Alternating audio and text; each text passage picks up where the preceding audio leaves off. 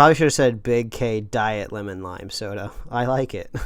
It's not a bird, it's not a plane, it's Superhero Slate. It's a modern podcast where we talk about everything that's great, like movies, TV, superheroes.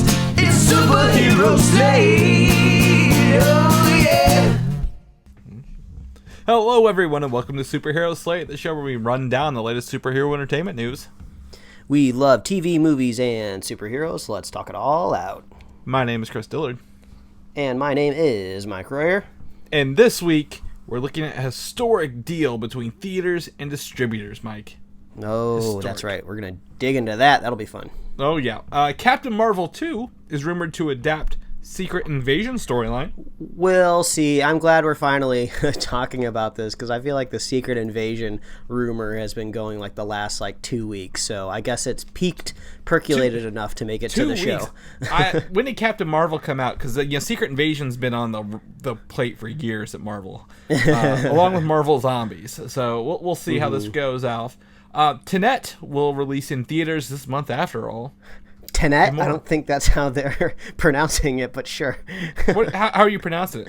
I think it's Tenet. I think it's Tenet, I think. I think it's 10ET is what I'm going to pronounce. It's 10ET. Tenet sounds like the French version of the film. We need a fancy French version of the poster with that. My problem is I'm going to say tenant on accident, and I don't want to. And I'm like, there's no tenant. It's the same forward and backwards. So I just don't want to do that. We'll let it slide, Chris. We'll let it slide, Chris. Yeah, I'm the worst. I'm the worst. But Mike, it's go ahead. The thing I'm looking to forward the most about Tenet is I'm sure maybe some nerds have done into. I'm sure some people have dug into some of the lore for this film that's not even out yet. But I'm just really curious why they're always wearing oxygen masks in the trailer. I know it has something to do with time or something, and I'm just curious why they're wearing oxygen masks. So whenever that movie comes out, I guess I'll get to find out. But now I don't know. It's a big question mark. Oh yeah, I mean it's this month according to it, and some other stuff we'll talk about it. But I mean, it could be one of those things, Mike, where they don't explain the oxygen mask, or maybe there's 10ET and the ET people need to have a different oxygen thing. So this is the ET sequel we never thought we'd get from Christopher Nolan. Well, if we're going by previous Christopher Nolan films, if he wants to explain something that's unexplainable, he'll just say it was love. Mm-hmm. It was love all along. That was the reason why we were drawn to these oxygen masks. Do you think that they'll talk like Bane with their masks on? Hello. You know what? All I want them to do is start splitting their hot dogs, because I went camping this weekend, and I've fully committed to splitting hot dogs. I've seen them do this at diners and stuff, and it just always I don't know if I want to split a hot dog. But you got to split it. You grill it. You get more surface area. So that's just a little recommendation from your little co-host here. But yeah, I went camping. It was nice to break the mold. Being in pandemic here in Los Angeles, there's lots of social distancing, lots of isolation, lots of working from home. So it was nice to just break up the routine. I love not being stuck in traffic many times a week, but I have to say it's nice to break the mold a little bit. So we'll see how it affects the podcast this week now that I've gone out and gotten plenty of sun. So when you camp, my question for you is, do you you have a tent, right? Do you take anything other than a blanket to lay on, something inflatable? How do you do that when you camp? I was thinking about this the other day. We're basically on a curve that's approaching glamping. The closest we get to glamping, the happier that I am. And my wife constantly fights the curve because she wants to be closer to the dirt, and I want to be further away from it. So we've kind of landed on a compromise where I was actually thinking about this. The thing we look forward to the most when we get back from camping is always the shower. So while I was in the shower, I was imagining, I was like, oh wow, the first time we went camping, I believe we were in sleeping bags on the ground, and I'll never do that again. So we slightly upgraded to an air mattress, but then that air mattress was just crappy, and it popped or whatever. So then we found this super fancy cot, this big foldable cot that has an air mattress in it. So now we're 2 feet off the ground, on an air mattress in the sleeping bag. So our tent setup is pretty bougie. But beyond that, you just throw a bunch of food in a cooler and then you cook it over a fire, and it was relaxing. The 2 nights that we were there, I was stargazing. I was gazing the hell out of these stars because I was trying to find that stupid comet that everybody was talking about a few weeks ago. And the campsite had like zero internet at all, which wasn't that big of a deal, but I wanted to refer to the information about the comet to try to find it. The only thing I remembered was it was supposed to be near like the Big Dipper, and I was like, well, I know how to find the Big Dipper, and I remember it said it was supposed to be the most visible in Southern California near sunset, and I was staring at that sky forever. Never saw no ding-dang comet. I don't know where it went. I don't know if Bruce Willis is up there diverting it in a different direction, but no comment for me. But I'm nice. I'm relaxed. I'm freshly showered. I ate more hot dogs for lunch today, so I had like hot dogs over the weekend. So I'm fueled by Nathan's hot dogs right now, and I'm primed and ready to go. We need to get them to pay to sponsor us. So I give a shout out to hot dogs if I got some money for that. Oh yeah, just the hot dog consortium. You know, like when milk just gets commercials on TV. No specific milk brand. Just want to get people more excited about milk. We're here to get you more excited about hot dogs here at Superhero Slate. Yeah, exactly. I've got a hot dog roller thanks to one of our listeners of the show. So I'd pop them hot dogs on that roller, Mike. I keep them warm for you. Don't you worry. Yeah, I guess you can't do that with a split hot dog. Unless it's kind of like a slinky situation where you split the hot dog and you start it at the top of the roller and then it kind of like slinks down, but you'd have to catch it every time and put it back up. But I don't know. Maybe if you're trying to exercise your mind with like a menial task, that might work. You're cooking them split, or you cook them and then split them? No, you cook them split. Okay. I'm cook them split. You got to get that surface area, man. Well, I understand that completely. I might cook these then split them and see if I can quote unquote split the difference, Mike. Oh jeez. Yeah, bad puns. I'm only saying that because while I did not go anywhere this week, I was confined to my home all week. I decided I needed a new office chair. And not only did I send you several office chairs, some that were regular, some that included speakers, the one I ultimately decided on is Captain America themed. And it's the Winter Soldier Captain America theme with the white star and the blue, dark blue.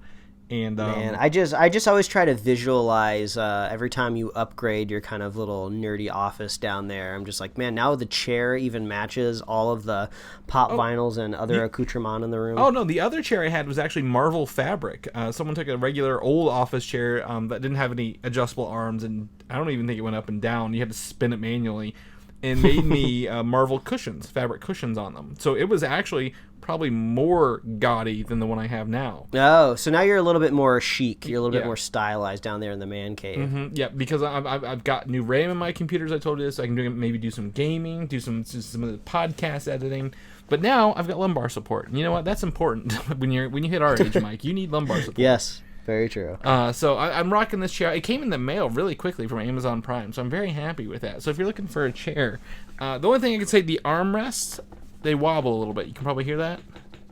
Yeah, I can hear that. But you win some, you lose some. It's got a neck pillow, which I think you said you were surprised by seeing a neck pillow on a chair.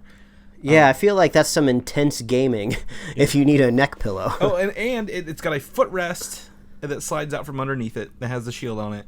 And it can lay completely 180 flat if I really, really needed it to. You know what? When I first heard that a gaming chair had a footrest, I was kind of like rolling my eyes a little bit. But to bring it back around to camping, one of our camping chairs broke this weekend, and it was like very uncomfortable. And we were on like a kind of like a strange incline around our fire pit, and I was just like, man, I'd kill for a footrest right now. So I was like, man, I know they do have some of those folding camping chairs with footrests. So like the older we get, Chris, we need all the support we can get. Oh yeah. I'm whipping out this footrest right now just for good measure here.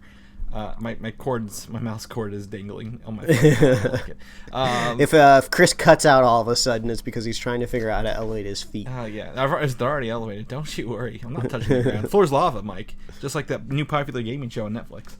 I mean, I don't watch a whole lot of.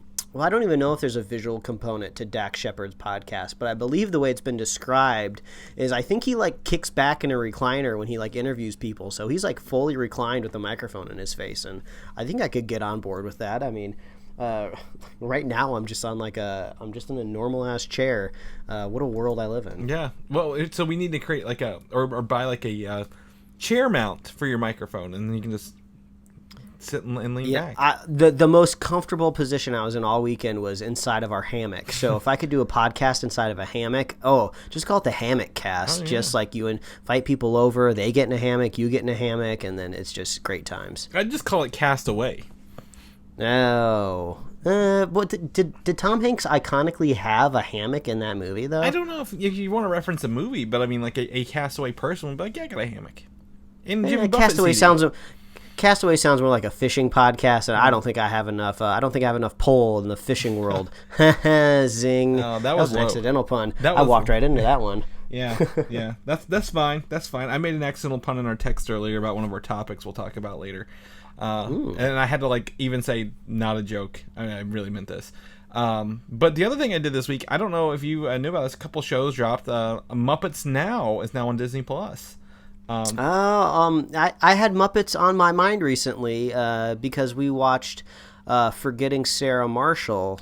We rewatched it recently, and every time I always forget how amazing that Dracula puppet musical is, and then I go like, oh, Jason Segel wrote this movie. Oh, he also made that Muppets movie. Yes. He's really into puppets, and I'm just like, was this Dracula puppet thing ever real? Can he make this a thing? Can I go see it? So I've had Muppets and puppets on the mind. Well, then in that case, you can get your fix with Muppets Now, the 20-minute or so clip show, if you will, for the Muppets that's on Disney Plus. This isn't like what was it?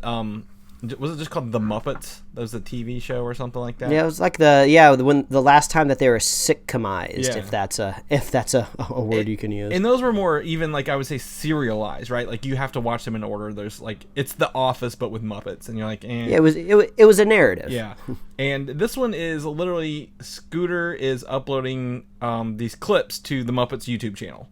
And you literally see him. They've got this whole interface they've built of him on a computer and his computer operating system, and he's uploading these videos while talking to Kermit via webcam.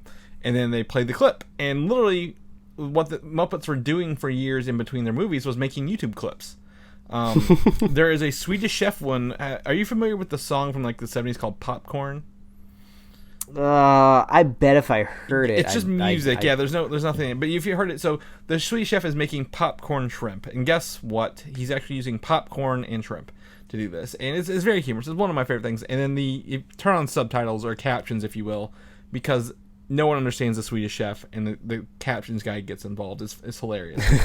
That's funny. But this essentially show is small clips. So the first one is literally called Lifestyle with Miss Piggy. Because it's like a pigsty, but she. Oh, okay. But she's like, that's not. She's like, I didn't approve this. So they like, okay, calling the graphics guys in Sweden, and then they put up another one, Lifestyle, and the LE is just marker graphics on it. It's really it's funny because it's that's how people would make things instantly, on YouTube. And she's an influencer. There's a Kermit the Frog one where he has a special ability, which is a photobomber, which is a photo bomber.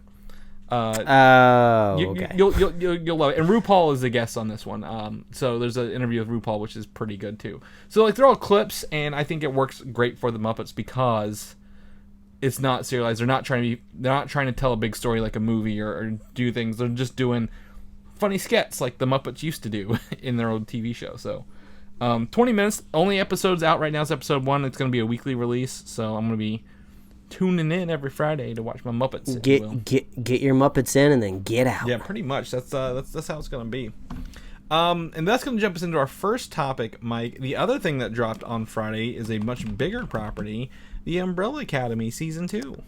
Yeah, this is probably the closest thing you're gonna get from me for a Quarren Stream corner this week, since we had a little bit of a camping weekend. So we were finally able to catch episode 1 of season 2 just moments ago before we started recording this. So I wanted to make sure we got one in before we hopped on the mic, Chris. Yeah, I was able to get through 6 of them. I watched, I think, 4 or 5 the first night and 1 the next night, because the first season, I think it was episode 5, they did the redo. What was it that they relived a weekend or something like that? They did the jump back redo. Yeah, so I thought they'd do the same thing here. They do not. But this show, I'm going to tell you, and you might agree, Mike. No spoilers here from us. Hits the ground running. Like, oh yeah, it does for sure. not slow down. Yeah, if you've ever seen a cold open before, this is definitely one of those. Now, one thing I would recommend, even though I've only seen one episode, and so far it hasn't really dove too much into what happened the previous season, just kind of at the very end there. The recap that they give you for season 1 that Netflix gives you is a little sparse. It's kind of cool because it's the actors kind of talking to camera in character, kind of like summing up kind of what they did last season. But I went ahead and I went on YouTube and I found like a 10-minute recap. And since it had been like almost a year and a half since the last season, I had forgotten so much. I kind of remembered some of the biggest, broader strokes of season 1, but I forgot like even some of the second to biggest strokes, and like I was hopeless to remember some of the finer details. So I think it's very, very helpful if you go online, try to find an explainer that's at least 10 minutes long, because then at least you know you're getting like at least 10 minutes of recap, because like the 2 minutes from Netflix, not quite enough. But as I said before, who knows if you even need all of these deets for season 2. But so far, season 2 seems to be pointing in kind of a similar direction to season 1, with maybe different ingredients, but it seems like maybe they're gonna change it up and do something different along the way. You probably already know more of the direction that they're heading, but man, even with this episode 1, I was like, oh wow, this is like so crazy. It's nice to be back in like the kind of the funny zaniness of it, because like you remember it kind of being pretty dramatic, but I think you forget mostly that these characters are really funny and like smarmy, and they kind of hate each other but also kind of love each other. So I'm looking forward to watching episode 2 probably as soon as we're done recording this. Yeah, and it's a big dysfunctional family, and they all, they're I mean, from the trailer, they're all scattered throughout the 60s, right? So it's all a period piece. And they all do come together, but they do fill in some of the smaller details along the way. It's been a fun ride to see, because some people have been there, a couple months, some have been there a couple longer years, than others. Yeah. So I mean, it's fun to see what they did and how they kind of got through this, and where they've been. I think I got 7, 8, 9, 10, 4 left, and I'm really, really excited because I just blew through those first 5. Like it was like, it was easy to step back into the Hargreaves family.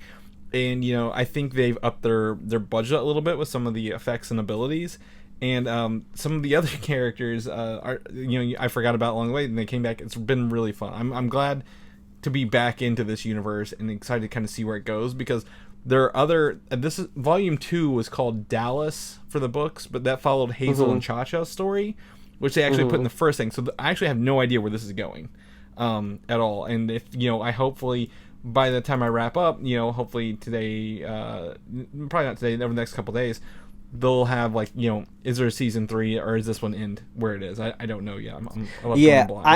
I mean, I'm not surprised, but I suppose it is a little bit of news that The Umbrella Academy Season 2 is number 1 on Netflix this weekend.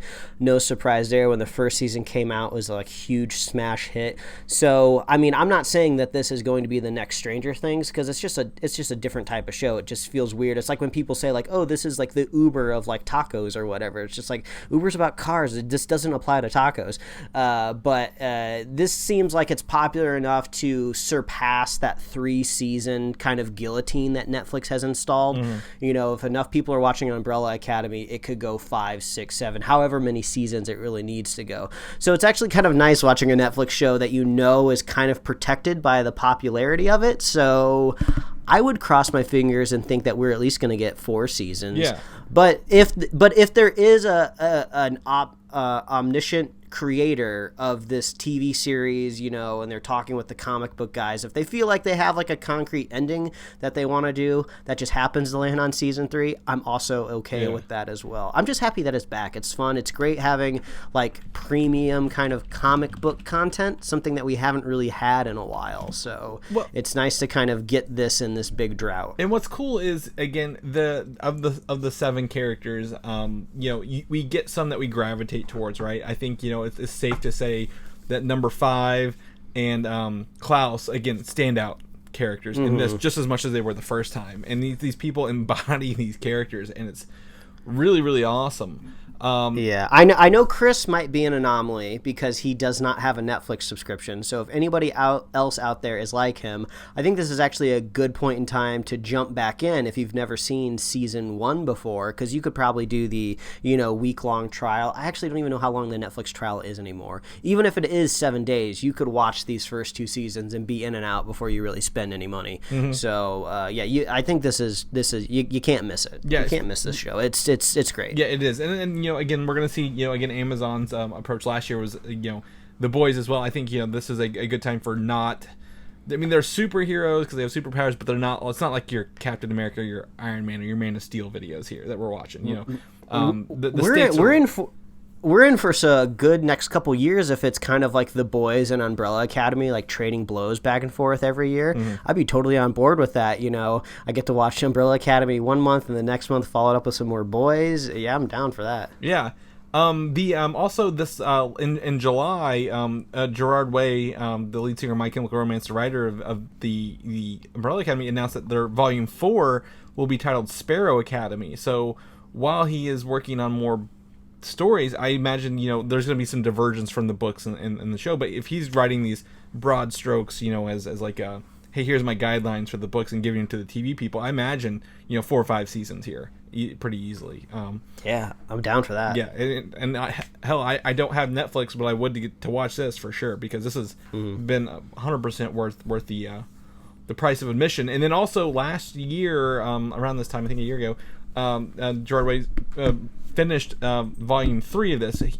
The Umbrella Academy started in like 2008 and 2009, and then he came back 10 years later to do Hotel Oblivion, which is about a prison where all the what's his name, their dad's villains, he sent them to stay there after they defeated him, and they all get out. So I'm excited to kind of see if maybe they adapt that, because I imagine it sounds like he's going a reverse George R.R. Martin, where he started out spaced out and then he's increasing the frequency. So yeah. I'm not bummed out by that at all. No, not at all. Well, especially if he's getting rights for imagine all like the comic books he's selling right now, the TV, the views, the toys, the characters, the outfits. I mean, this is very fun. I mean, I only slightly scoffed at toys because I was like, I haven't been in a toy aisle in a while, but it would be hilarious to see Umbrella Academy action figures. I mean, if it's this popular on Netflix, I mean, I wouldn't be surprised. But I wouldn't say they're in a toy aisle, but I mean, they have the Funko line from last season, and then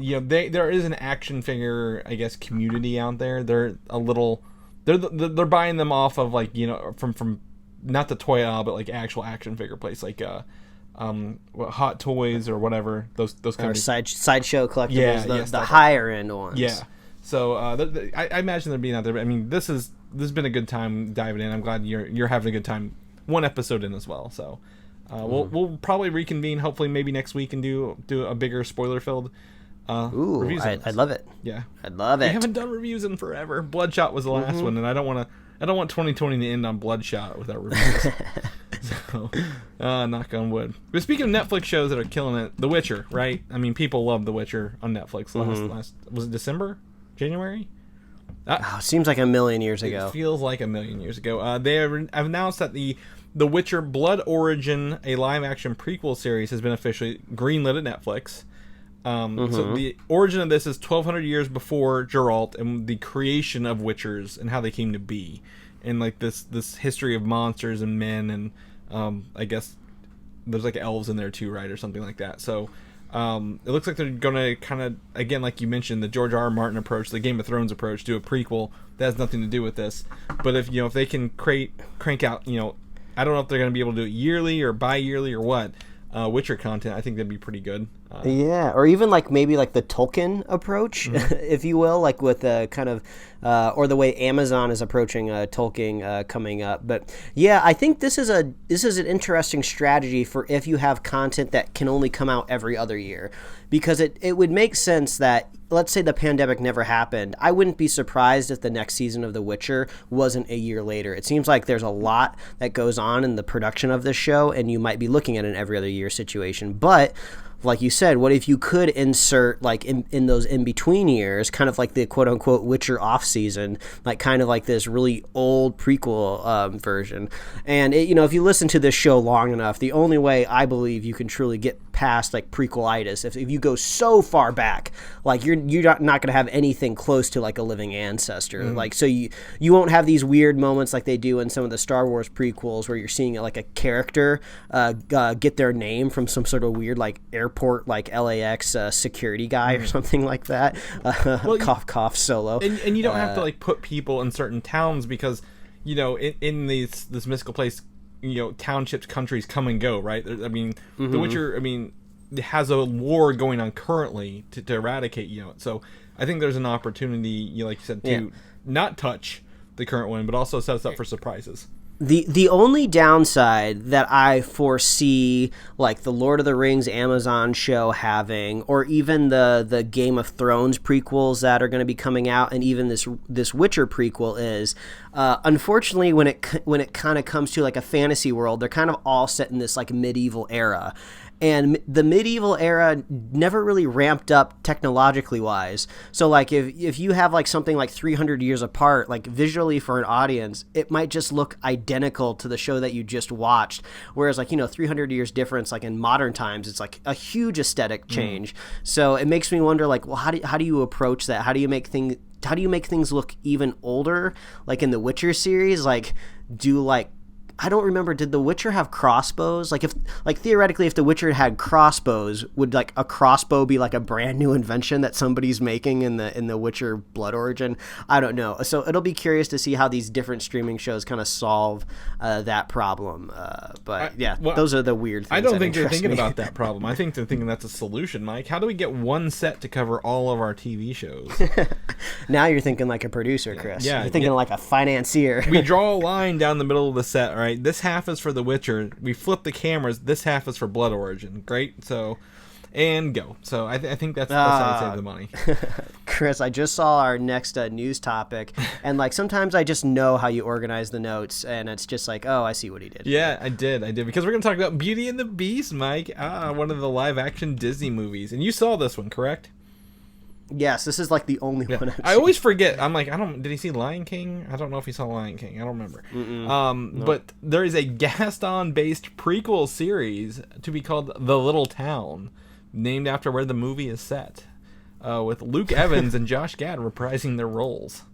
They're just dicks. I mean, I don't know why you have this whole show. Like I was trying to think like, oh, did Gaston go through like any character development in Beauty and the Beast? I was like, no, he was pretty much the bad guy the whole time, right? So I'm just like, does Gaston die in Beauty and the Beast? Like, or is it like nebulous? Does he like fall off a cliff? I don't remember. I think he died. It's implied he dies, but they don't show the actual death because it's a Disney movie. Gotcha. Okay. So, yeah, I'm really curious. Like, I mean, I don't know. I mean, like I said, like I'm so detached. I could care less. Or what is the phrase? I couldn't care less. I could not care less. Yeah. I could not care less. But I mean, I don't know. Maybe if they get some really funny writers attached to this that can just like dunk on Gaston the whole movie, that might be kind of fun. I want to see him eat all these eggs he's claiming he's eaten. Like he says he's eating a couple dozen eggs a day, right? I want to see him do this. Like one whole episode of him just eating eggs right on Luke Evans. Maybe it's like some sort of magical curse that's been placed on him that if he doesn't eat like 2 dozen eggs in a day, all of his muscles deflate, and then he wakes up one morning about to eat his eggs, but he finds out his eggs are missing. So he's on like this 24-hour like quest to get his eggs back. I don't know. That's just my first stab at the screenplay, Chris. So Beauty and the Beast is known for being kind of a musical, right? Do you think they make this a musical? Luke Evans and Josh Gad. I mean, Josh Gad mostly has a background in musicals, right? I mean, Frozen, the what's the play he was in? Book of Mormon. Book of Mormon, right? Where you guys think, Luke Evans less so known for singing, but they did have a song in there. Do you think that they will have more songs in this kind of series? I don't see the point of, like, we talk about prequels. Like, I don't see the point of this prequel at all. However, if it's humorous and funny, and he's just a jerk and bad things are still happening to him, I think that'd be fun. But if there's no character development, maybe Don't do this. This is a great chance to get some more of those like Disney homophobic like headlines. Like, I can't believe Disney's putting a gay character in my movie. Like, if this is more like Josh Gad's movie, which is not necessarily because he might be a more famous actor, but just because like, oh, let's just switch it. Let's make what's his character's name in the movie? I don't even remember. No. The little dude. If they made the little dude the main character and he's always just trying to subvert Gaston, that might be kind of funny. Or is he in love with Gaston? I don't remember. Maybe we see the origin of why he started following this buff dude around. Probably, I don't know. I guess he thought he was pretty. Yeah. But I just expect to see more of those like really dumb headlines of people being homophobic. Josh Gad's character is in charge of getting Luke Evans his eggs every day. There you go. Oh man, we're really building out this narrative right now. Let's throw in. We need some sort of beast-like quality to it. Maybe they have like an entanglement with the witch from the original story, but like it's the witch's sister. Maybe she's more hip and fun, and she's turning just random people into beast-like characters. And I don't know, because like you got to throw some of that magic in there, and nobody's gonna care. He's been cursed by her to just be an idiot for the rest of his life. I never would have guessed that we could have gotten like 4 minutes out of a Beauty and the Beast prequel series on this show. But it's all about the eggs, Chris. It is. It's all about the dozens of eggs he's eaten. God damn this little town. Follow the eggs. Yeah, follow the eggs. That's what it is. That's fine. We'll swap over to another movie you referenced a minute ago. Solo, a Star Wars story. Prequel. Also, you talked about getting your name from an LAX attendant when you're getting on an airplane. But Solo is now on Disney Plus, in case you didn't know. I think it came up maybe last Friday or 2 Fridays ago. So all of the Star Wars major films are now on the streaming service. I have to say major films because the holiday special is not on here, Mike. Do not get your hopes up. There you go. People are clamoring to get it on there, though. That's the worst part. However, there is a Star Wars sequel series for Solo rumored to be in the works at Disney Plus. This comes in 2 forms of this rumor, Mike. It can revolve around Han Solo himself, right? Rather than doing a movie and putting all the money into it, they could do Han Solo, the sequel series. Or it's going to be based around Lando Calrissian after the Solo movie with Donald Glover. Or they could just do both. I heard... I heard the Lando rumor first ahead of this, so I don't know if that necessarily makes it more true. It's just the one that I saw first, but it does make a little bit more sense, right? Just because Donald Glover is the bigger sell, he's the bigger star, and it's more untreaded, territory. I mean, what else could you really tell about Han Solo? I mean, I suppose like a really talented writer could come up with like more fun swashbuckling for the character, but like I think we have more to uncover with Lando, so there's probably a little bit more to mine there. What I want, I don't care about who they put in here. We need the Crimson Dawn sequel, right? Like, Emilia Clarke ran away with the to work with Darth Maul, right? We had this Darth Maul period, and I don't care. I mean, I think that the safer bet is using Donald Glover. Whereas, because the more you have of Alden Ehrenreich as Han Solo, the more bitchy online people are going to be. Like, literally, you can't, I mean, yes, we know it's not Harrison Ford, right? But, like, if it's based on him, you have more time with him to criticize this character's lack of portrayal of just being Harrison Ford. But if you do Donald Glover, Lando Calrissian, I think people liked his performance. He was a highlight standout from the movie. So using that, but like I want them to follow this Red Dawn track. I don't care who's in it. But Lando, we don't know how he got from Gambler to Cloud City, right? So maybe this is an opportunity for him to be chasing the Crimson Dawn to get there. Han Solo, he's always been a smuggler. Like that's what he was when we found him. He's got Chewie already. He's gonna end up on Tatooine some point. So we more with him. We basically Han Solo's story basically ends as a smuggler as well. So yeah, I agree. You do have a more arc to explore there with Lando Calrissian, and I guess this is just going to be a streaming service created to justify the post-credit scene in that movie. Like we all saw live action, Darth Maul with those legs. We want to see some more of that outside of a hologram. So. Maybe if this justifies it, who knows? We're still not entirely sure. since these Marvel shows have yet to air and debut, I wouldn't be surprised if maybe Marvel is like proof in the pudding. Are these Star Wars series going to be more like standalone? Like, bam, we're going to get one season of Obi-Wan and like no more Obi-Wan show. So now that means the following year we're going to get, bam, one season of Lando, no more Lando show. I'm not saying that's good or bad, but that could be a thing that happens. So maybe all you really have to develop is like 6 or 8 stories for Lando, and that's good. Whereas like The Mandalorian, you have a little bit more room of flexibility. Like, this is a brand new character, brand new cast of characters. You don't have to worry about kind of like running into like a cement wall of where his original story aired in like, the early 80s or late 70s or something like that. So I don't know. I guess Disney is this could just be one of those things too, where we're in a pandemic and all you can really do is put stuff in development it might never see the light of day. Well, my guess is they can't, other than The Mandalorian, they're not going to create new characters, new timelines until their new movies come out in like 3 years, right? So like, how do we fill in these voids? We use the characters we have in a safe space. I think if the Obi-Wan show gets enough viewers and gets enough new subscribers on Disney Plus, which is going to be hard to do, I think they could do a season 2. I think the numbers are going to really dictate that, and the price point. But I mean, I'm fine with one-offs. Like, I don't need multiple ones. I'm happy we're getting Mandalorian season 2. We weren't promised that. Chris, Disney Plus pulls them with the Star Wars shows, and then they retain them with Secrets of the Zoo. That's the show from National Geographic that's really going to hold your attention. You want to see those vets treat those giraffes, and that's what's going to hold them. That's the real solid content. And Chris, then when you need that lighthearted content after that, you go to Muppets Now. So we set up a whole evening for you guys out there. A roller coaster of emotion. You're not just going to sit there and feel numb. You're gonna go on every ride that we got for you. It's like a Disney park, really, on Disney Plus. So the 5th park, if you will. Hawkeye is going to come up in the news twice here in a row. First and foremost, Haley Steinfeld is reportedly signed on for the Kate Bishop role finally after months and months and months. Yeah, we just finished season 1 of her show Dickinson on Apple Plus, and obviously she was great in Bumblebee as well. We've mentioned this before. We're not too familiar with her singing career. Her acting career is great. My wife listens to the radio. I'm okay. Yeah, I'm totally down for her to play Kate Bishop. This has been kind of one of those not quite approaching casting levels of like Wolverine and like Professor X and Robert Downey Jr. as Iron Man. It's like pitch perfect casting, but this one seems pretty solid. Like, everything on its face here seems really, really good. And like Kate Bishop is kind of like this. She's like sarcastic. She's sassy. She's like tough.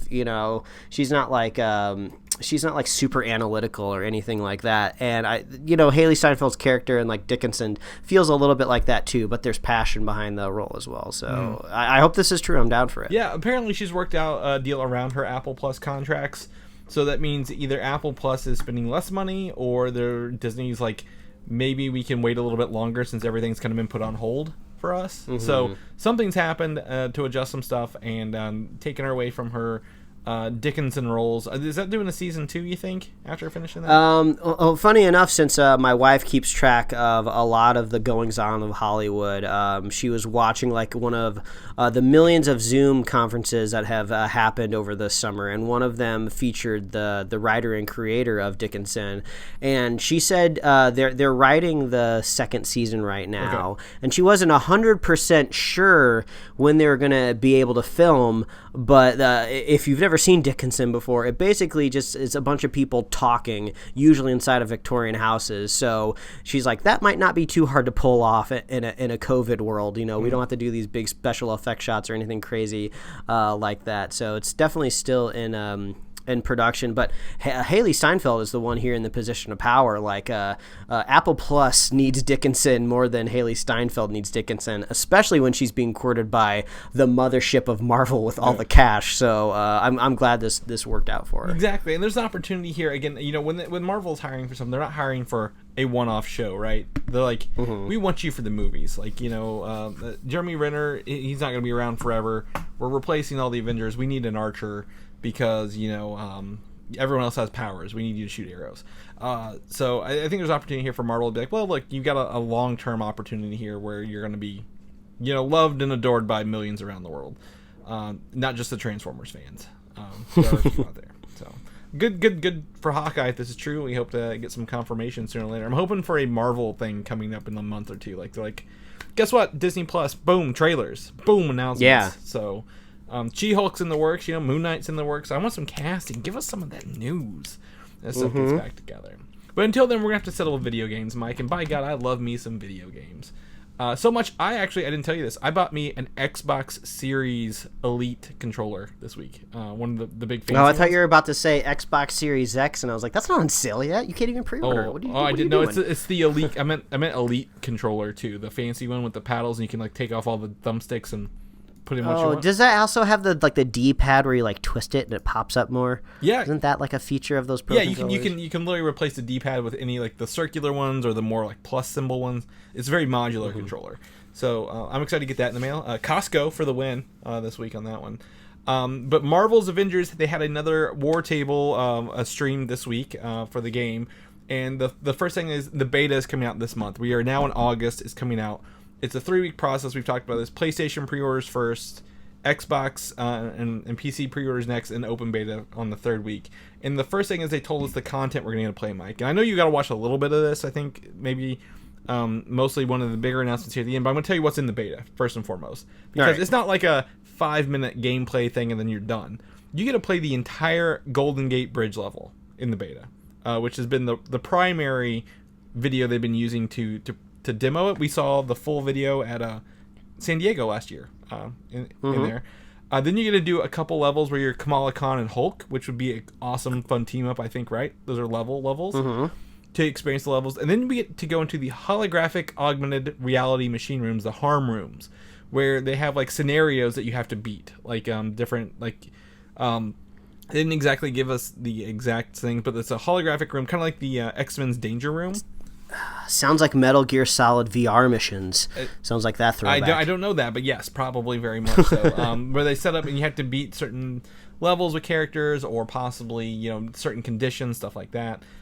Looks to be maybe a lot of variety in those, but they're gonna have a couple of those. And then lastly, the actual war zones, which are the 4-player multiplayer operations. They're not story levels, but like you beat a story and then you go back and play that war zone. You can explore it, stuff like that. They have drop zones, which are shorter ones. The war zones can range anywhere from 10 minutes to 2 hours, they revealed as well, depending on which ones you're playing, with multiple like checkpoints throughout the levels. Which sounds like, if you want a long gaming session, you got it. If you want a short one, you got it, kind of deal.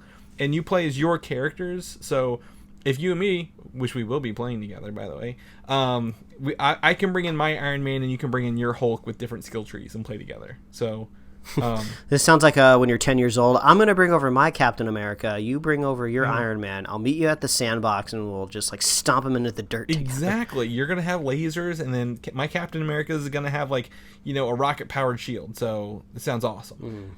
Which I think, honestly, for a beta, Mike, in like a 3-week full-long beta, if you're in all of it, that's a lot of content. Like, that is a ton of content to play with.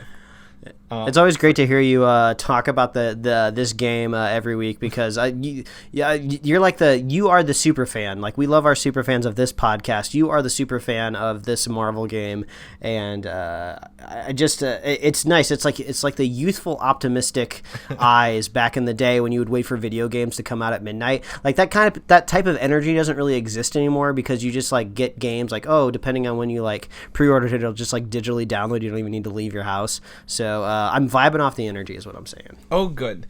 And if you beat the war zones or the harm rooms 1 3, you actually get content for Fortnite, as you saw in the video. Yeah, that was very strange. I was just kind of like skimming through the video. I was like, why am I seeing Fortnite stuff in this other video game trailer? So you get pickaxes based on the Hulkbuster gauntlets or the Hulk fists when you beat the holographic reality rooms. So there's a big crossover there. I think that's fun. Free demo. Very strange. It almost seems like they're admitting, it doesn't matter what we do. No people are leaving the Fortnite ecosystem. Yeah. No, I played some this weekend too. It's fun times. Lastly, they announced at least showed the icons question marks for 6 free DLC characters this year, right?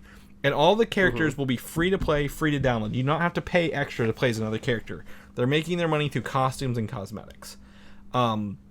So the first one that they have revealed was actually the second icon. The first icon still question mark is Hawkeye. People have been clamoring for him. He's going to get his own story missions that are also able to be played multiplayer. They'll show up on the map. He'll have his own story of how he gets involved in this, and then you can play with him in all of the other war zones and harm rooms as well afterwards. His head is buzzed. Yeah. I wasn't expecting that, just because the last time I've kind of seen more of a realistically rendered Hawkeye would be, Jeremy Renner, kind of like the real life Hawkeye. So I was expecting him to have hair. When I didn't see the hair, I was like, oh wow, this is strange, but okay. Yeah, and that's this universe's mode. It looks very much like the Ultimate Universe Hawkeye if you've ever looked him up. He's got a buzz head and sunglasses, like bright red sunglasses. So it looks like that, but again, one of the cool things is if you don't like it, if you're not jiving with how it looks, guess what? Buy a new skin. They're going to have the movie skins. They're going to have the comic book skins.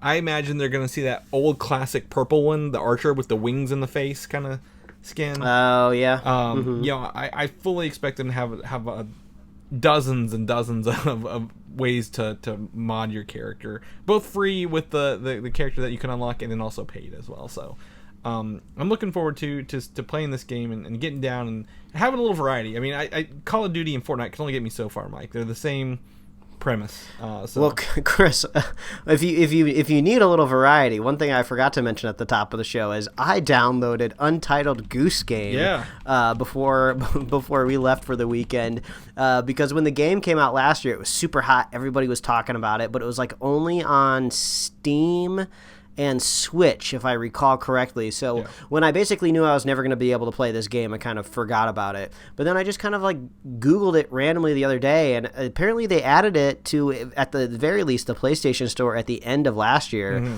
So I downloaded that bad boy, and I've been flapping wings and honking at like just shopkeepers and kids, and it's pretty fun. You just kind of like waddle into a new area, and then just like apropos of nothing, you get a to-do list of things you have to do, and it's just simple things like get the gardener wet, trap the kid in the phone booth, like put these 5 items in the grocery basket, and then when you go to do those things, there's kind of obstacles in your way. So it's just a very glorified puzzle game, but it's just so goofy and weird. So Chris, if you need a break in between all those different games, you can be a goose. That's what I'm trying to tell you. Be a goose, that's for sure. Yes, exactly. Sign me up.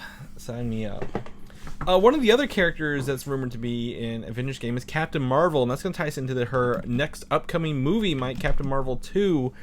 Oh, we're talking. Man, I feel like it's been a million years since we talked about Marvel movie stuff. Yeah, because we're in a holding pattern for sure. This is rumored to involve Mrs. Marvel from the TV show that they're filming, and adapt the comic book version of Secret Invasion. Yeah, the bit of Secret Invasion news that I heard the other week is somebody somewhere asked the Russo brothers what they'd be interested in doing or what would bring them back to doing more Marvel stuff, and I think I don't know if they were hinting at something or just off the top of their head they were just like, oh, well, the Secret Invasion was cool. That'd be fun to try out. They said Secret Wars.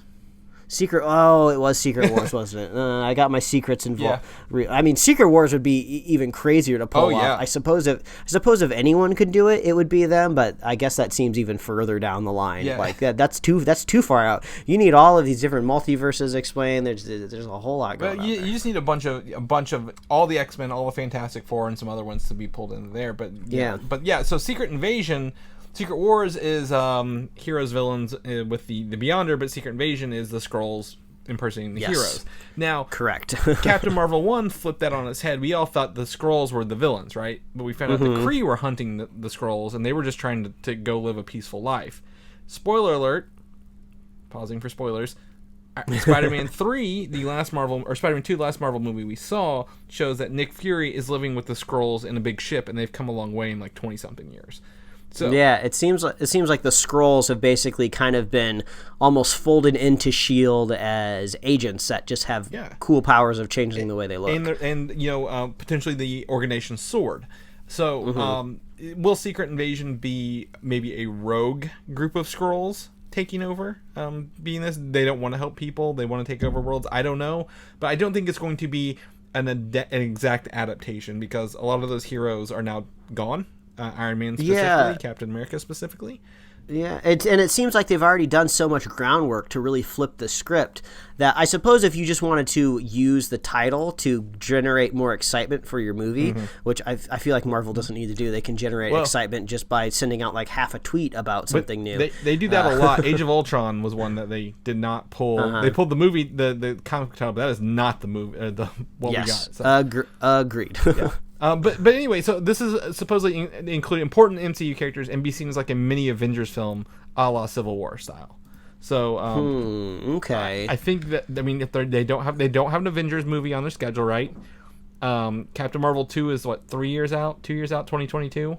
So this could be a time to have like a status quo change again, right? They're still reeling from the 5-year time jump, people dying, coming back.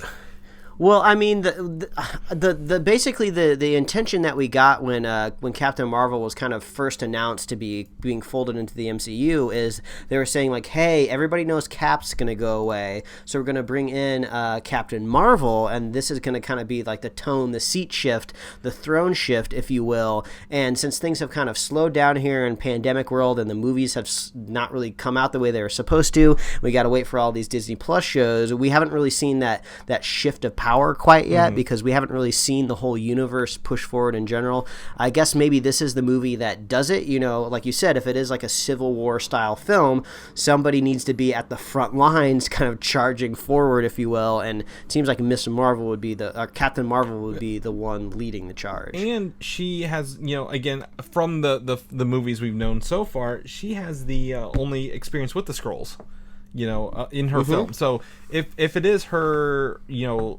lead to take on this, and that this would be, they're dealing with Skrulls, she would be the lead you'd want to have, right? Yeah, and it's kind of interesting though, because when you think of Secret Invasion, I usually think very Earth terrestrial. These are people mimicking Earth humans, if you will, and it's like secret, it's very operative and stuff like that. But when I think Captain Marvel now, I think of like cosmic, I think of space, I think of her flying through spaceships and blowing them up now. So in my head, I just imagine her doing these very, very, very large things, much like Thor does, and Secret Invasion sounds like a very narrowed down thing. So who knows, maybe this movie won't take place as much on Earth. I don't know. Yeah, or it could, and she cannot use her explosion powers to solve it, kind of thing. Like how do you get Captain Marvel to not be the most overpowered character in what's the Nova homeworld called again? I forgot the Xandar, that's right. My wild guess that I'm throwing out there is maybe it's a secret invasion of Xandar. I mean, people on Xandar look roughly proportional to humans, so you could kind of see that shift going there. And they've had a bunch of crap happen to them, like maybe we could see the destruction that Thanos has laid down. And this is basically my way of looping back around to like maybe we can get Nova into the MCU with this film. So I don't know, that's just a guess. Yeah, there's some opportunity here. And I think, if they're doing that, like if they're involving the other MCU people, though, I think it's going to be Earth-based. And, maybe I'm going to tell you, what if in the 5-year span that Skrulls were, taking place on Earth and taking the identities of those people who have died and living like they're or disappeared in this app, and then now they're all back, and now we've got this identity crisis where duplicate people are existing and they don't know why. Oh, I see. So you're not saying like, oh, Chris Evans shows up to do another cameo. You're saying like just like a normal run-of-the-mill like human politician. Yeah. Maybe everyone thought he wasn't blipped, but in reality he was blipped. He comes back and he walks into his old office and somebody's there that looks like him and like, oh shit, it's an alien. Yeah, and then like, well, now we're like, and that could be misconstrued as an invasion, but they're not. Oh, okay.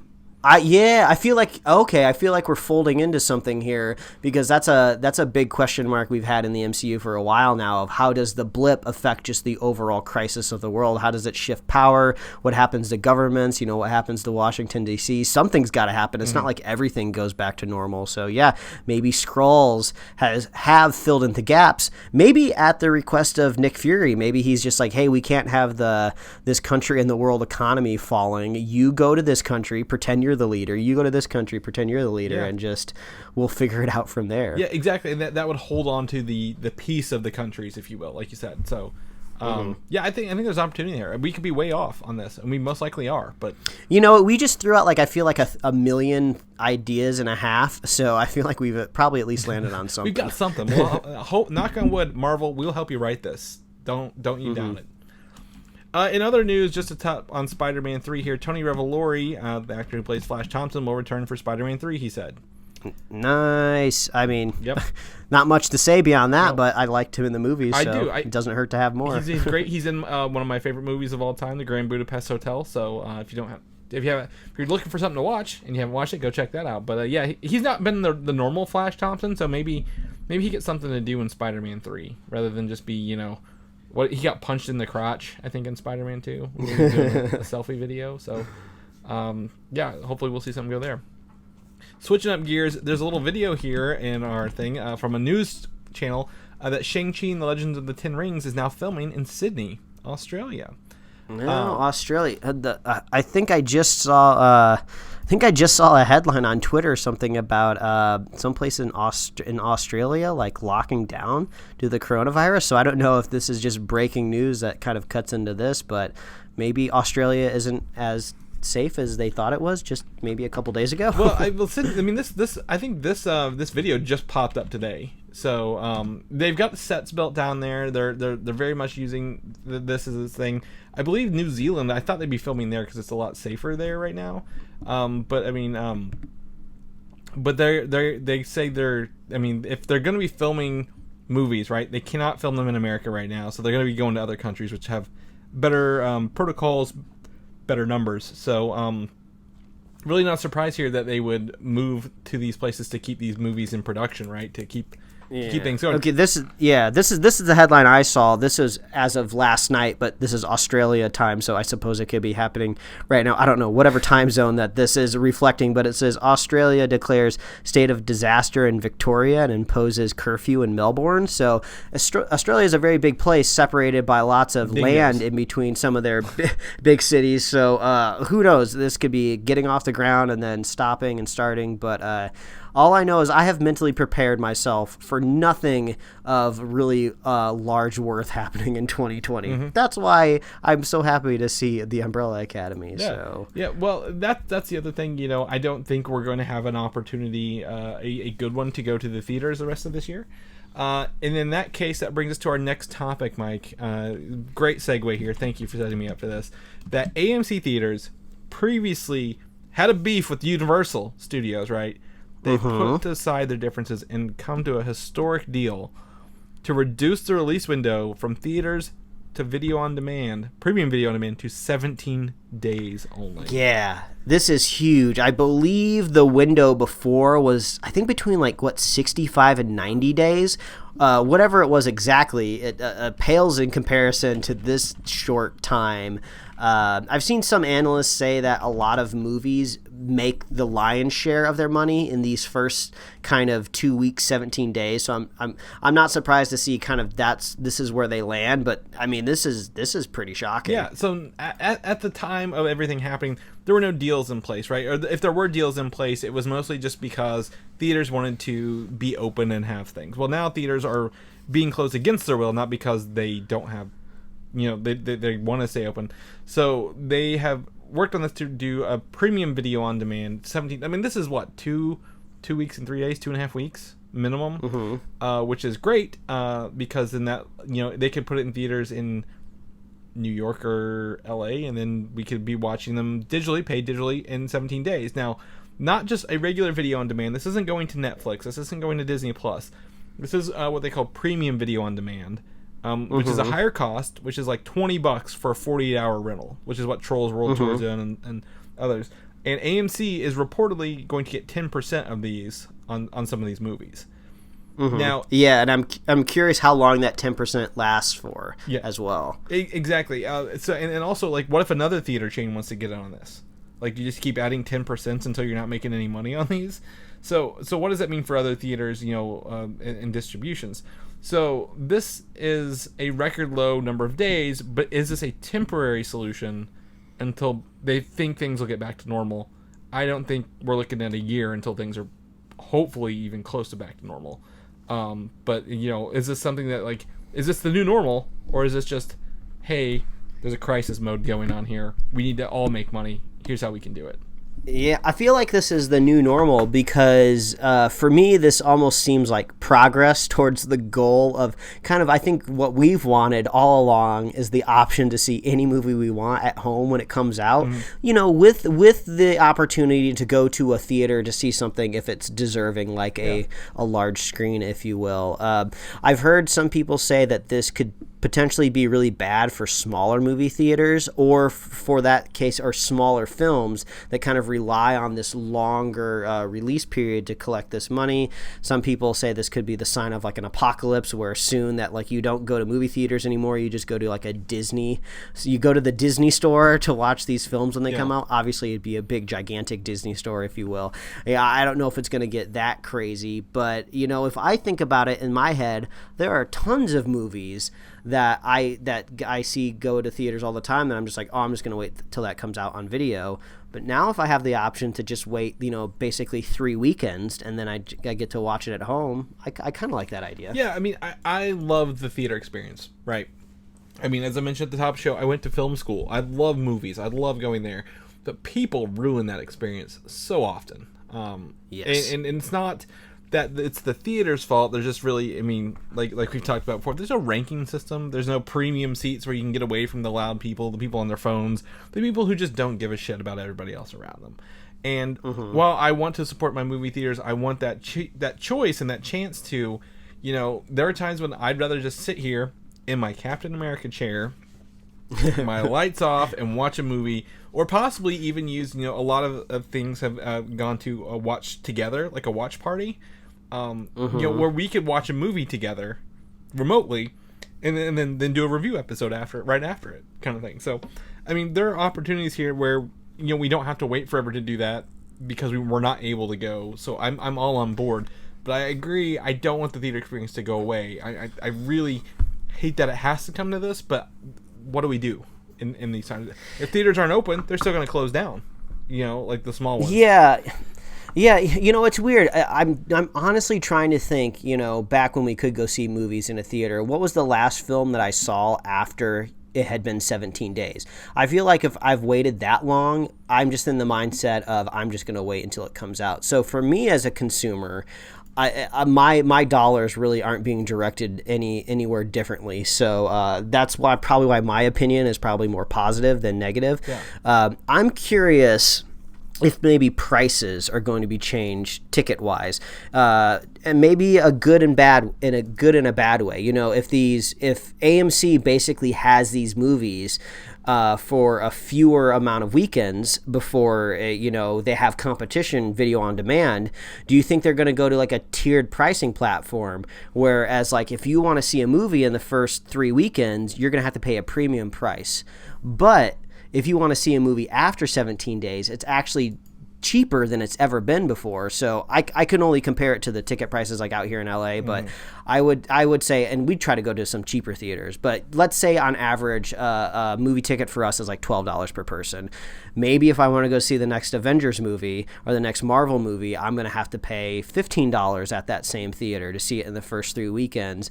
But let's say, I don't know, this wouldn't happen where I would wait this long to see a Marvel movie. But, maybe if you're not too big into the universe and you wait for that 4th weekend, maybe that ticket is now like $8, like, a permanent matinee price for the rest of the run of the theater. That could be interesting. I'm sure it would piss some people off because they'd have to pay more for their tickets. Some people would be happy because they'd see movies that maybe they wouldn't see before. But I wouldn't be surprised if this is changing cost somewhere along the lines. I just can't imagine it doesn't change costs. Maybe what's the AMC club card called? Is that A-list? Is that what it is? There's A-list and then there's stubs. So yeah, A-list is the one where you watch 3 a week or whatever. Yeah, I wouldn't be surprised if maybe the price of A-list changes a little bit, maybe like $1 or $2. Not enough to lose a bunch of subscribers, but enough to kind of recoup some losses. I don't know. At the end of the day, AMC is a giant corporation, and I find it hard to feel bad for any giant corporation that just has a massive wealth. So who knows?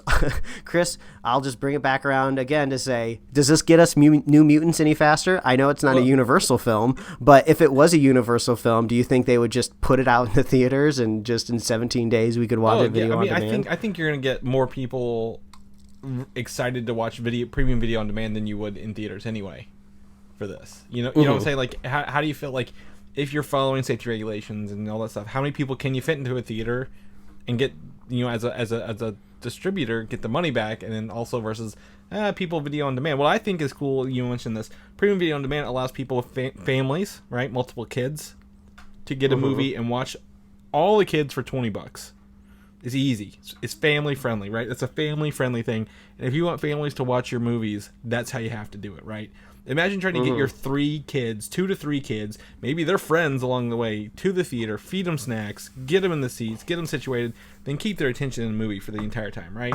It's a nightmare. It's a nightmare. I mean, I'm getting stressed thinking about it. I don't even have kids. But like, this $20, yeah, hey, here's some cheese balls, watch this movie with me. Watch it 50 times in your 48 hours because get it out of your system. And then maybe at the end of it, the parents buy it for, another $25.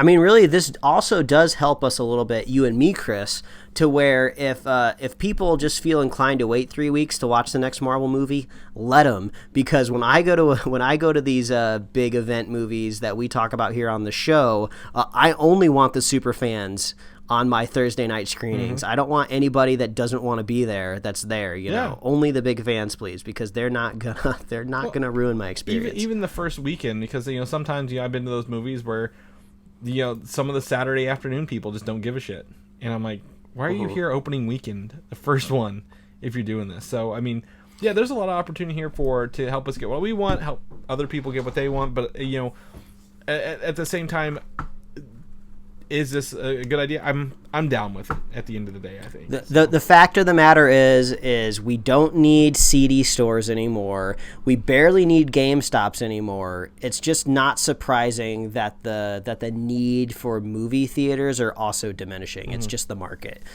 So it's just something had to trigger this, and it was the pandemic. Yeah, how do we keep content coming to us in this time, and sometimes it's taking a hit somewhere else. So I'm gonna need a nicer TV. If I'm watching more kind of premium movies at home, I'm gonna need to get like a big freaking TV. I tell you what, TV prices are ridiculously low. You can get like a 65-inch for under $500 right now.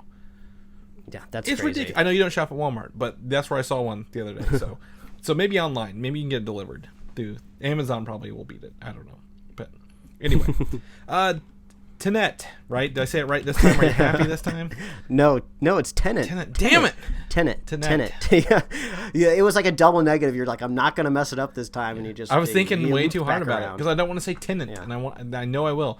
I talked. I was with my family today, and we were talking. I was in speech therapy for like 5 years in elementary school, so I'm like very afraid of. Now you're making me feel like an asshole. No, it's fine. It was my R's, but I'm very afraid of saying certain words wrong. So, Tenet. There we go. Warner Brothers says they will release the film internationally on August 26th. I believe that also includes select markets in LA and New York, Mike. So go buy your tickets because I know you want to go to the movie theaters. Oh, yeah. Who doesn't want to go to We just talked about this. And then we'll roll out the film across the world in a tiered release. Oh, my gosh. I mean, like, I couldn't have like any more umbrage. I don't know where to direct it. I don't know if it's supposed to go at Nolan. I don't know if it's supposed to go at Warner Brothers. The only saving grace here is that if you happen to have a really close friend that likes to get their movies from the internet through some other means, sounds like I might be able to watch this at home when it releases internationally, maybe with Korean subtitles. I don't know, maybe not. We'll have to see. We'll have to see what's available. Well, Mike's saying he's hoping 17 days applies to Warner Brothers movies as well, and we can just watch it on a premium video on demand service. Wink, wink. Yeah, yeah. There you go. I mean, it's just like I know Christopher Nolan isn't like M. Night Shyamalan, where like the last 5 minutes of his movie, like this huge twist is revealed, and if you get the twist, it's going to ruin the whole experience. But like, I'm just like I'm worried of going on a message board anywhere. I'm just like, haha, I got to see Tenet, and Americans can't see it yet. So here's everything that happens in the movie. I mean, just like, wow, you're gonna have to really get your muted keywords ready on Twitter if you're really honestly trying to wait to see this in the United States. Yeah, remember how this wasn't a problem in like the 90s? Like you had to really try to get ruined by a movie?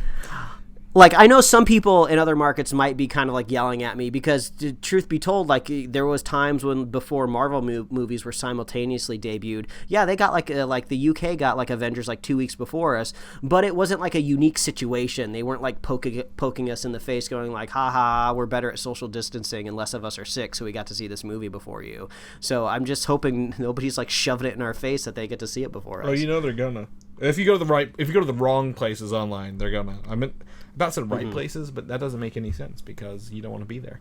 But yeah, I mean, this tiered release thing, you know, it's gonna be weird. I mean, to think in the 90s, again, I was looking this up earlier. You know, America used to get movies weeks before other countries, right? We were the number one market, and then it became the other way. Like some other countries, like I'd fly to Australia to watch Avengers Endgame 2 weeks early.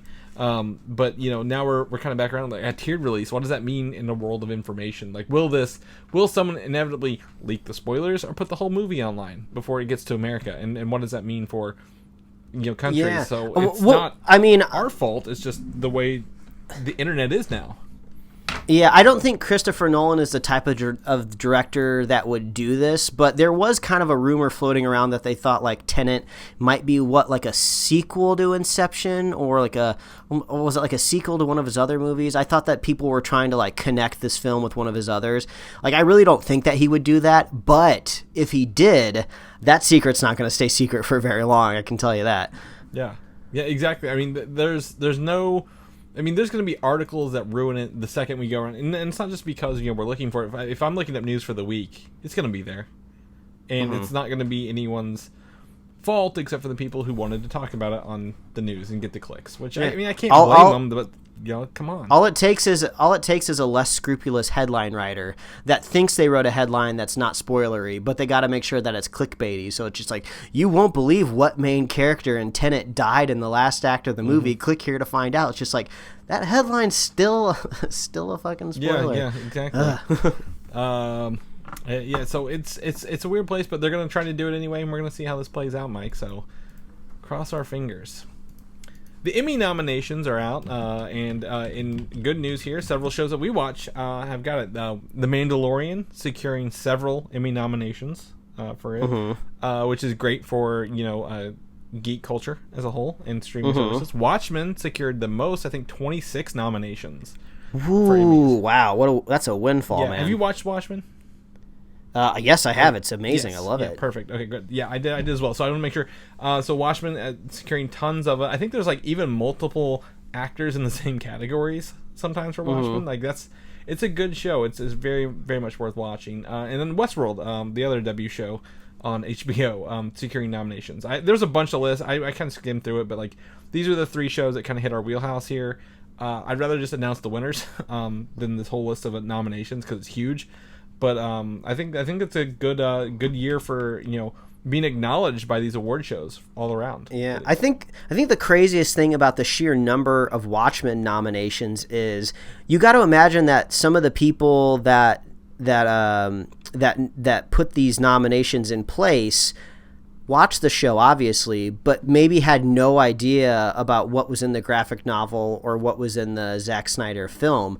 And to me, it's wild imagining somebody watching this show without having like any context about the world at all. But I suppose it had to have happened. I would actually it's probably safe to say that the majority of people that saw the Watchmen series don't know the backstory of the characters or the world. And for me, it's just wild to imagine them trying to grip with this idea of like an interdimensional squid with like no context. So, I mean, like, man, good on them to really break through that barrier to kind of more of a general crowd. And to do one of those, again, just to let people know, this Watchmen series is set years after the comic book, right? Not the movie. So like to jump that far. But forward, you can use the film though as a way in. Yeah, and you don't even. I don't even think you need to. I think you can go in blind because it explains itself pretty well, right, with these characters. But like I think, you know, jumping forward that far is a bold move, right? It's not doing an immediate sequel. It's doing a year sequel, and then, you know, again, with any good HBO season 1, the twists and turns and the reveals are just so fun. So Yeah, this is also a good time to point out. I saw a lot of like people mad on Twitter when it got all these nominations, and they were like mad at HBO for not giving a second season. But you missed the headline. You need to subscribe to our show where we let you know. No, the creator of the show willingly did not want to do a second season because he didn't have another idea, and I think that's pretty bold and powerful. So yeah, you need to read up, son. And if they do a second season, it will not probably be. The guy These who did the characters. first one. Well, it's not even the guy who ran the first one. They could do different characters, right? They could do more stories. They could be more serialized, right? And yes, that's an opportunity exactly. in the Watchmen universe, and that's great. So, fun stuff. Speaking of the Mandalorian, season 2 will delve into Moff Gideon's backstory in the Darksaber, which I don't think. Ooh, the Darksaber. The Darksaber's awesome to look at, and they really pulled it to life. You finished the Mandalorian documentary show? I think I still where I left off, but I've seen like 75% of it. The props episode where they show it in like real life is really cool. Like how they made that glow. Well, it's a black saber, but it's got like the white glow in real life. It looks just as good as it does there as it does in the final film. So I mean, the props was really fun with that. And the last time we saw it in the show was in the Star Wars Rebels show with Sabine Wren. Moff Gideon, we have no idea who he is. How do we still even have a Moff post Empire? Right, like the Republic has kind of been is it not Republic? The Empire has been destroyed. So we'll see how he kind of comes into play. Maybe a younger version. The guy who plays him, Giancarlo Esposito, he's in like every show. He's in The Boys season 2. Yeah, he's in that new Far Cry game. Yeah, I was like, he's in video games now. I didn't know he was going to be in The Boys season 2. Actually, yeah, he's in season 1. Interesting. He's actually the guy at the head of the board. He's in season 1. Yeah, he's the guy at the head of the board. He is. Yeah. Oh well, they don't show the board. I don't remember them showing the board that often. It's near the end whenever the lady that Homelander has like an obsession with, like she's talking to him and he's telling her what to do. Like, well, you know what? I think it's fair to say that you might not remember the board as much when the next scene is like the woman like breastfeeding like a grown man. Yeah. So I think it's safe to say you might not remember. Put it but he is. I mean, he was in Breaking Bad. He's in Better Call Saul still. He's voicing characters. Was he voicing in maybe Avatar or something like that? I don't know. This guy is all over the place still. He's the voice. He's definitely the voice of like an animated character that I feel like I watched recently. I can't quite remember what it was, but yeah, I'm sure if you went to his IMDb page, it would be long and lucrative. Yeah, he's in Stargirl, the CW show right now as well. Man, this dude gets work. Yeah, he is. He gets so much work because everybody in Hollywood fell in love with Breaking Bad 10 years ago, and now they're just like, oh, I want to put him in everything. He's great. Well, he's been in movies for years before. That's just I think when he became the big guy. I'm just kind of pulling through. Oh, he's Lex Luthor in Harley Quinn's animated show. That's where I heard him recently. Okay. So yeah, he is all over the place. He's doing great. He's killing it. He's also rumored to be in talks for Marvel. I think we've talked about before. But that's Mandalorian. I want to actually. I was just going to talk about Harley Quinn, the animated show. If you've not caught it, it is now both seasons are on HBO Max. It's like you accidentally segued yourself. I did accidentally. I probably did it subconsciously and just didn't realize it. If you also didn't know, we might have talked about this. DC Universe got rid of their yearly subscription. I think we talked about it last week.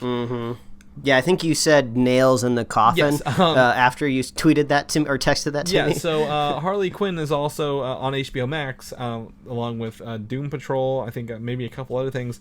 So you know what that means. DC Universe is going right out. They're putting all their good stuff on HBO Max. So if you haven't seen Harley Quinn, I think it's an awesome show. I'm very surprised at how much I enjoy this show. It's very adult oriented. Do not let your children watch this. Have a good time with it, Mike. Have you seen it yet at all? I've seen just the first episode. I'll use this as an opportunity to say they just added the Steven Universe movie to HBO Max, and I was bummed because I paid to watch that, and I could have just waited another week and watched it for free. Man. But yeah, you got to keep your eye on HBO Max. They're adding crap all the time. Yeah. I've been watching on there. I don't know if I said I've been watching the Boondocks on there. Regina King, who is the main actress in Watchmen, voiced both kids, Riley and I can't think of the other one off the top of my head. She voiced both of the brothers. She did? Yeah, she did, yep. Oh, wow. Wow, that totally changes my perception of the show. Yeah. That's awesome. Regina King, I believe Regina King was indeed nominated for the Emmys this year, too. So good luck to her. Like I said, I think multiple people from Watchmen were, and she's definitely one of them. So, yeah, she voiced it's Huey and Riley, I believe. So, on that. So, HBO Max is really killing it for me lately. I don't know about you, but it's my go-to streaming service right now. With not new content I can binge watch a lot of. Wonder Woman 84 is supposedly getting a new trailer with the Inception re-release in cinemas on August 22nd. We'll see. It's so weird because like all of the Wonder Woman tie-ins started popping up earlier this year, you know, like the collab Doritos bag, you know, the makeup that was jiving with the Wonder Woman branding, you know, it all started to roll out and they had to pull everything back. And then I feel like they had this new release date, so they started pushing the merch again. So now if I go into the pharmacy to pick up prescriptions, I see more Wonder Woman stuff on end caps, like, you know, like lipsticks, eyeshadows, all this other stuff, and it's just like no, you're probably gonna have to pull this stuff back again until 2021 when the movie, I'm sure, ends up coming out. So it's crazy. Oh yeah, I mean, we're in a weird world. But Inception, you know, Christopher Nolan trying to push out, like we said, his Tenet, Mike. I'm gonna do it every time. Movies by tying it into his other ones, Inception. I don't know if I've watched Inception since the theaters came out.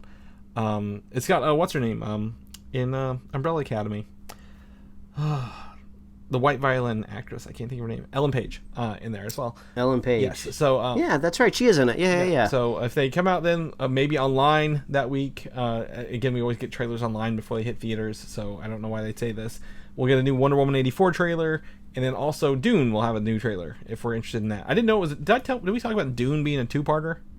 It is. Oh, maybe we did. I don't know. We'll have to see if Dune makes it to the magical December release month. That apparently we were supposed to be done and past all of this stuff by December, and it doesn't look like that's going to happen. Yeah. It's I only laugh out of nervousness and sadness. That's all. It's too real, Mike. It's too real. Oh, you gotta laugh. So yeah, we got to. The Flash, the director Andy Muschietti, he's like the 18th director on this movie, so we'll see how long he lasts right now while everything's shut down. Has stated to Orden66, which is a Spanish website, in an interview, that The Flash is a story of time travel where he travels back to save his mother. And I've never been so disappointed in a logline for this movie, because I'm like, that's the TV show. That's what they all did. Give me something new with The Flash. And also, that is indeed Flashpoint, right? Yeah. Because we were talking before, you know, if he goes to, you know, another dimension, you know, that's how you find Michael Keaton's Batman, and you kind of set up your other worlds, whatever, Batman Beyond movie franchise. But that's a different dimension. So maybe it's set up in the first act where he's trying to go back in time, but accidentally slips through the Speed Force and goes into a different dimension. Maybe that's what happened. So it's kind of like they're setting up Flashpoint, and then nope, it's something totally different. Yeah. We'll have to see. But I mean, saving your mother is probably the strongest motivation any superhero in the DC universe can have right now. So again, I guess, is her name Martha? God, I really hope the Flash's name is Martha. This will just make it that much better. Oh gosh, we're changing it. It was. I don't think his wife's name's Iris. I don't remember his mother's name, but it's now Martha. Martha Flash, the mother of the Flash. So, yes, the Flash's last name is Flash. Yeah. Ironically, the Flash. So I think you know, honestly, they don't need to do Flashpoint identical. Hopefully, they do change it up like you just said. So, knock on wood. Lastly, did you know the Snake Eyes movie was supposed to come out this October still, and I haven't even seen an image of it yet? Was this... I'm trying to remember the last time we talked about this. It's like not supposed to be connected to any of the other G.I. Joe stuff that has come out previously, right? It's kind of like this is like its own thing. It's a prequel, right? For Snake Eyes, like how the character lost his voice and became the assassin ninja that he is, that we see in the movies where he doesn't talk. But is it those G.I. Joe movies, or is this like a Bumblebee type of situation where it's just like, well, this doesn't really have to be connected to those G.I. Joe movies? It's like a Bumblebee thing. It doesn't have to be, but like they're not going to touch the Like, it's so far back they're not going to touch the current movies, with the actors. The crisp, perfect, beautiful continuity of those other G.I. Joe movies. They don't want to touch it. Yeah, you can't touch it. I don't remember. Hold on, I got G.I. Joe franchise. I'm looking up here. 2013 was the last time we had one, Mike. 7 years later, 8 years later, we will finally get a new G.I. Joe movie. But yeah, I think Ray Park, who played, again, the Phantom Menace, Darth Maul, was the original Snake Eyes. So this guy, they have a new guy, Henry Golding, who'll play the actor and do that. And then actress. Did you watch the Harry Potter movie where Guns Akimbo? Did you watch that yet? No, but that's streaming. I think that's streaming somewhere now. Is it HBO Max? It could be. Oh, yes, it is. It is streaming there. But the actress, the main actress in that, Samara Weaving's also in this. That's why I'm like, why is her name clicked in my history? Oh, that's why I was looking up for that. So is now. I mean, I'll just. Go ahead. I was going to say, I'm just going to use this as an opportunity to tell people to go watch Community on Netflix, because I think it's in season 5. They do a really high concept episode where Jeff is in a coma and he's dreaming everything as an animated classic G.I. Joe episode.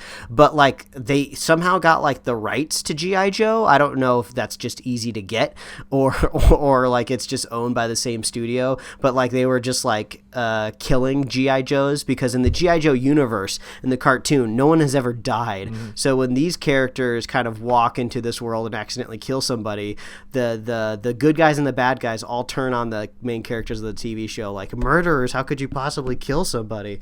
So yeah, just go watch Community. That'll probably be better than whatever this ends up being. Yeah. Of all the G.I. Joe movies, I think this one probably has the most opportunity because it's not tied to actual G.I. Joe. It's like, we got these cool ninja movies, and we wanted to make it. Yeah. So I think that's the coolest. Well, also like Snake Eyes is like the coolest character. I mean, some people might say like Joe. If Joe is even a character, God, I don't know. He was played by Bruce Willis in the movies. Let me tell you how well that did work. But I mean, it's not like Joe's just a dude, but like Snake Eyes got like gadgets and stuff. Like that, you can make a movie about gadgets at the very least. So he's the most interesting character to start off with, I guess. Yeah, that or The Rock's Roadblock, whatever. They got cool toys. I don't care who they are in the But anyway, it's been moved to 2021. There's no date, so we'll see when it comes out. That's it for the show this week, Mike. We have wrapped it up, to say the least. So if people want to know what you're doing, what you're up to, where can they find you at? Oh, they can find me at Mike Royer Design on Instagram and Twitter, and you can read my web comics at pickledcomics.com. Chris, if people want to catch up with you, see where you're splitting your hot dogs, where can they find you? You can find me splitting my hot dogs. I don't do that. That's you. I'm my hot dog roller. Now I want to whip it out and cook me some late dinner. You can. Chris, don't be whipping anything out. Just tell them where they can find you. I'm sorry. I'm just putting my hot dogs on the roller, Mike. You can find me on Twitter, Valdan, Valdan, or Instagram, Valdan87. You can get over to Comic UI and just listen to Superhero Slate every week. That's where we're here. I want to give shout outs to the people who comment on YouTube. We've got someone on there. I'm going to pull him up real fast. I don't have his name memorized. Who is very, very, I guess, what's the word I'm looking for here? He wants to talk about the Snyder Cut, and he's doing it in such an awesome way, and he's not arguing. He's having a conversation with us. And yeah, I have to say we've had like two recent Snyder Cut comments that are just been very even keeled, like saying like, you can have your opinion, I'll have mine. I'm glad we can just sit here and chat. So I really appreciate that. No Joker avatars have come after me yet. Yeah, exactly. He's been great, and I appreciate the conversations with him. Even though we may not all see eye to eye, we're all in this together, and shooting for that. So thank you, Trey, for being awesome. And then one of our other super fans, I believe her name is Vicky, who's a listener. Her husband wanted to know when Mike is going to be eating some of the Japanese Kit Kats and candy. So hopefully we can get down with that. I would love to get down with them any and all times. There's like this Japanese Kit Kat like kind of combo box that you can get where you get those little tiny Kit Kats that like you could inhale in like a second, but at least you can try the different flavors. But like the box is like $40 and you have to get it. The only place I have found it is like this random website where I'm sure I'm going to have to pay for shipping. So it's just like, do I pay $50 to just like get like a little bit of Kit Kats, or like, I don't know. Should I just fly to Japan and just buy them there? Look, I'm telling you, Mike, people people want to hear our snack podcast, we make an extra episode where we're just eating snacks. I'll buy a box. Yeah. I'll get it shipped. Our snack pinions. Yeah, our snack pinions. Exactly. But anyway, people want to know more about where they can listen to us, get merch, leave reviews. Where can they do that at? Oh, all you got to do is visit superheroslate.com. That's the best place to find all the avenues we host our show and to get our awesome show notes. So if you want to run down everything we talked about this week, head on over to superheroslate.com. You can find us on Apple Podcasts, YouTube, Spotify, and wherever else you love to listen to podcasts. Like us on Facebook, follow us on Twitter and Instagram, and you can get merch at superheroslate.com/store. Obviously, we love hearing from you because we just mentioned about people reaching out in our YouTube comments, but you can also reach out wherever else. We have contact boxes. We have a contact thing on our website. You can also drop us comments on Twitter and on Instagram. Just reach out. We love hearing from you. We love our super fans. And if you want to be a super fan of this show, it's oh so easy. You just got to share the show with a friend, share a show with a buddy, socially distance, wash your hands, wear a mask. Don't be one of those people that talk in a movie theater, and that'll make you a super fan. Yeah, we've got really low standards, folks. It doesn't take much. So if you can just do that for us, we'd be really appreciative. And we'll catch you guys next week. All right, bye everybody. Thanks for listening, and don't forget to subscribe. It's like I went to film school or something, Mike. I don't know.